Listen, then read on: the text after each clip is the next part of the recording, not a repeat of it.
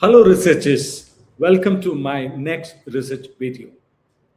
Some believe that statistics is very difficult. Some feel it is meant only for mathematics students, and others think statistics is something that software will handle automatically. But the truth is very simple. Statistics is not about complex mathematics, it is about understanding data and making justified decisions. In this video, we will clearly and calmly understand three things. First, what statistics actually means. Second, why statistics is unavoidable for researchers. Three, how statistics support research conclusions in a scientific way. This video is especially useful for PhD scholars and early career researchers across discipline. First, let us begin with the meaning of statistics. What is statistics? Statistics is the science of collecting, organizing, and analyzing and interpreting data. In simple words, statistics helps us make sense of large amounts of information. As researchers, we constantly deal with data, survey responses, test scores, ratings from interviews, observations, and our experimental results. When this data is left in raw form, it does not tell us anything meaningful. Statistics help us summarize this data and understand pattern within it. Without statistics, research findings remain opinions, not evidence.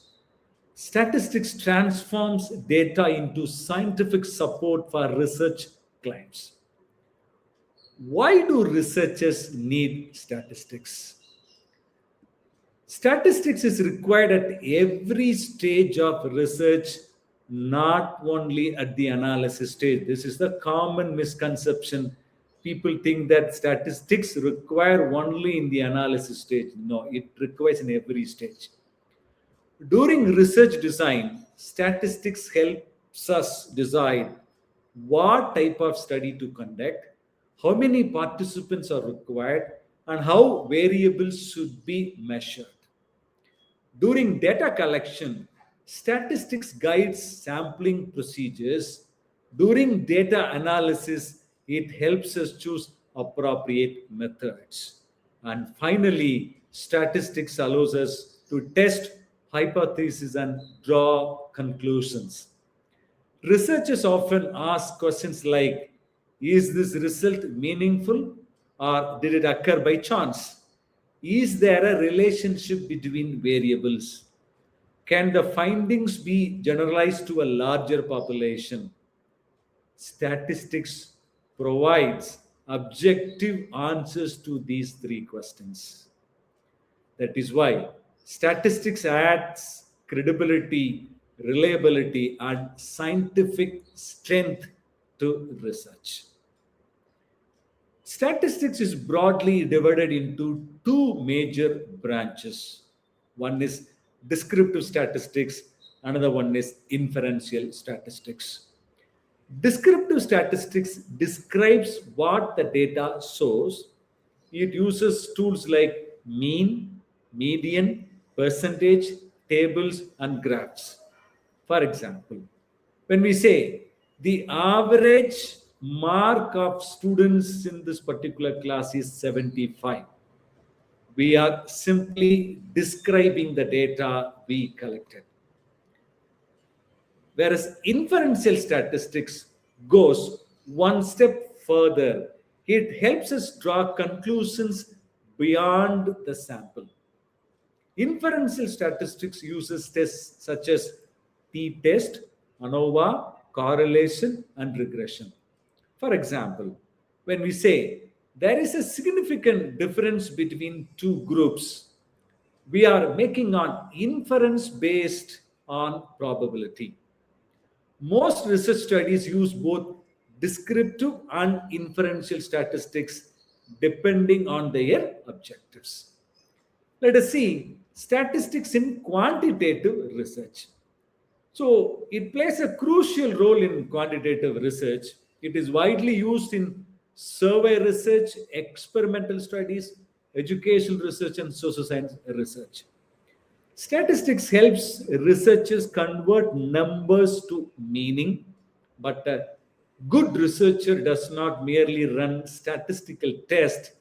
A good researcher understands why a test is used, what assumptions are involved, and how results should be interpreted. Statistics is not about pressing buttons in software.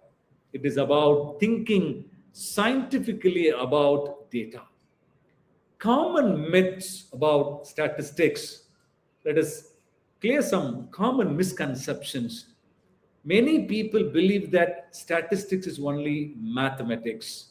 In reality, statistics is reasoning with data, not solving equations. Some think statistics is not needed in humanities or education, but modern humanities and social sciences increasingly rely on quantitative methods. Another misconception is that software can think for us. Software can calculate, but interpretation is always the researcher's responsibility.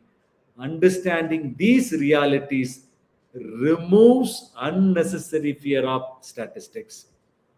What this entire series will cover in this series of videos, we will gradually and systematically learn types of data and variables, descriptive statistics in detail, sampling techniques in detail, hypothesis testing in detail, correlation, regression, factor analysis, and interpretation of SPSS output, and how to write results in the thesis and research papers. All those things we'll see one by one. All explanations will be simple, practical, and research oriented without heavy mathematics. To conclude, statistics is not an obstacle in research, it is a research companion. Once you understand the basics, statistics becomes a powerful support system that strengthens your research arguments. In the next video, we will discuss types of data in research, which forms the foundation for all statistical decision. And very importantly, you should watch all these things continuously without giving any pauses. Very importantly, if you like this video, do not forget to subscribe my channel and hit the bell icon so that when I post my next video, you'll get immediate notification. Very importantly, if you have any thoughts on this thing, please comment it on the comment section. I will reply, and I'll be happy to receive a feedback. Constructive feedback are always most welcome.